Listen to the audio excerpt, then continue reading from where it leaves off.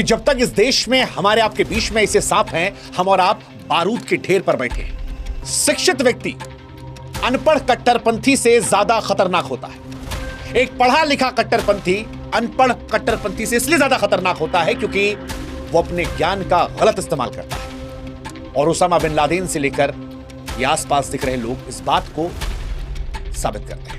वाला देश का दिल दहलाने वाला है, क्योंकि लाल किले पर हमला होना देश की प्रतिष्ठा पर हमला होना, लाल किले के पास से हमला होना देश की प्रतिष्ठा पर हमला होना है।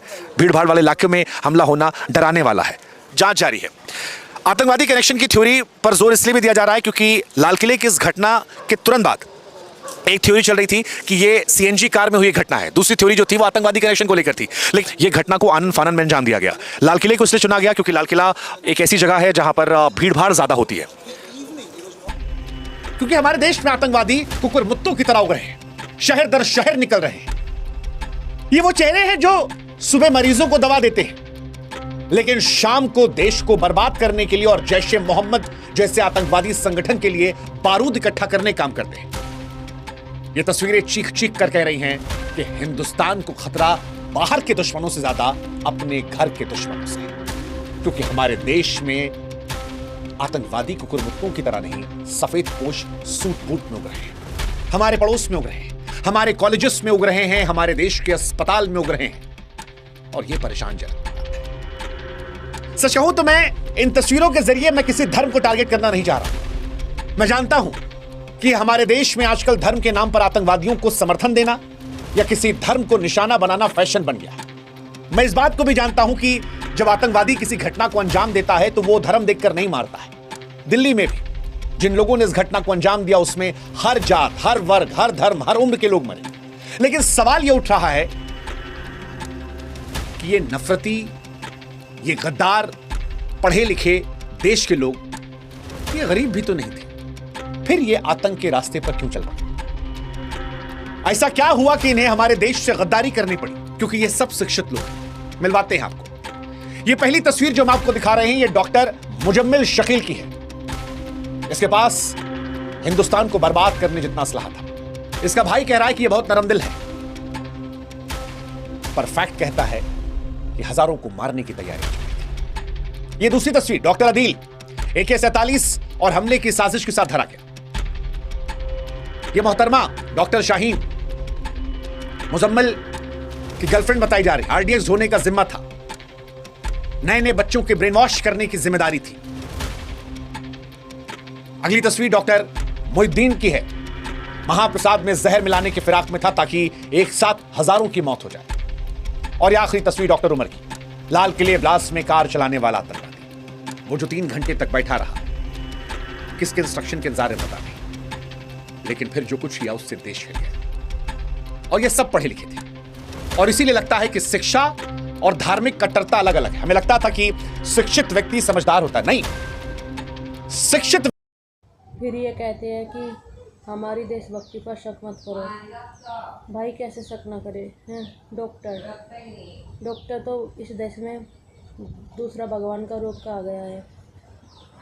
और ये डॉक्टर होके मतलब दवाइयों में ही ऐसे केमिकल मिलाने की प्लानिंग कर रहे थे कि जिससे एक साथ ढेर सारे लोगों को नुकसान पहुंचाया जा सके।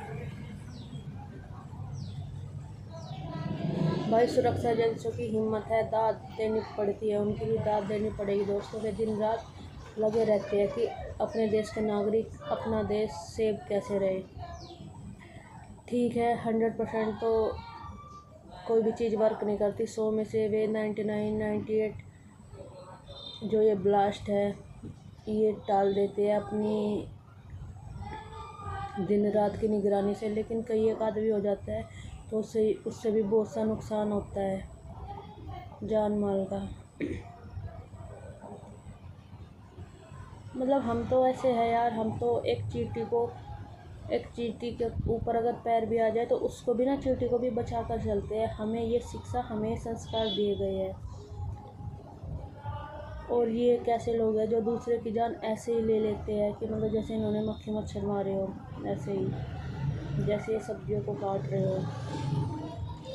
इतनी कट्टरता सोचती हूँ, इतनी कट्टरता आती कहाँ से है? इनके परिवार वाले इनके सच नहीं जानते थे, परिवार अभी भी कह रहा है, जब परिवार को पड़ोस वाले गद्दार कह रहे हैं, देशद्रोही कह रहे हैं, आतंकवादियों का परिवार कह रहे हैं, उनके घर वाले उठाए जा रहे हैं, तो वो कह रहे हैं कि भाई साहब उमर को तो बच्चे पसंद थे। हाँ, पसंद होंगे, इसीलिए शायद सुसाइड बॉम्बर बनकर उन तमाम लोगों को मार दिया। वो तमाम बच्चे जो लाल किले के पास फूल बेच रहे थे, पेन बेच रहे थे, पानी बेच रहे थे, आज झुलसे अस्पताल में पड़े हैं क्योंकि उमर को बच्चे पसंद थे।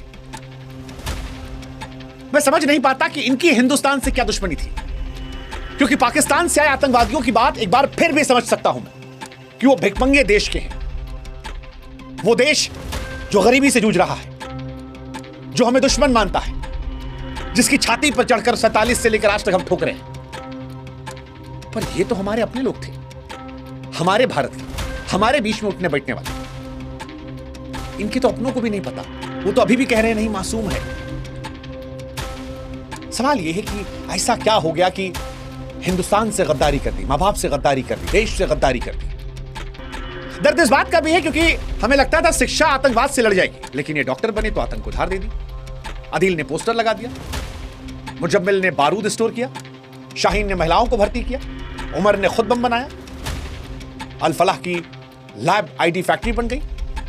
अगर समय रहते ये लोग पकड़े ना जाते तो जो दिल्ली में आप देख रहे हैं, सूत्र कहते हैं कि ये आनंद फानन में किया गया हमला है क्योंकि रैकेट खुलासा हो गया था। इनकी साजिश बहुत बड़ी थी, दिल्ली से लेकर यूपी, गुजरात, राजस्थान, हरियाणा, कहां कहां ब्लास्ट करते आपको अंदाजा नहीं था। मतलब सोच कर डर लगता है। बच्चे, महिलाएं, बुजुर्ग, दिल्ली में घटना देखकर हमारी रूह कांप गई थी, रूह कांप गई थी। 14 साल बाद दिल्ली में जब फिदायीन हमला हुआ तो देश दहल गया। हम तो वहीं खड़े थे, किसी की उंगली दिख रही थी, किसी का मांस जो है एक लोथे की तरह पड़ा हुआ था, किसी की आंखें वहां पड़ी थी, किसी का हाथ छिटका था, किसी का गुर्दा पड़ा था, किसी किडनी पड़ी थी। वो मंजर इतना भयावह था कि देखकर रूह कांप रही थी। जांच एजेंसियों को एक बॉडी पेड़ के ऊपर लटकी हुई मिली। एक बाप जिसने अपने हाथ पे टैटू बनवाया था, डैड माई स्ट्रेंथ, अपने बेटे के लिए, जिसके टैटू को देखकर उसके बेटे को गर्व होता था, आज उसी टैटू को देखकर उसके बाप की पहचान हुई है कि आदमी जो है अमर कटारिया है। वो बच्चा जीवन में कैसे सदमे से निकलेगा। न जाने कितने परिवारों को आतंकवादियों ने उजाड़ दिया। खुलकर दिख रहा है ये आतंकवादी हमला है, और मारने वाले ये पढ़े लिखे, ये डॉक्टर मोहम्मद उमर।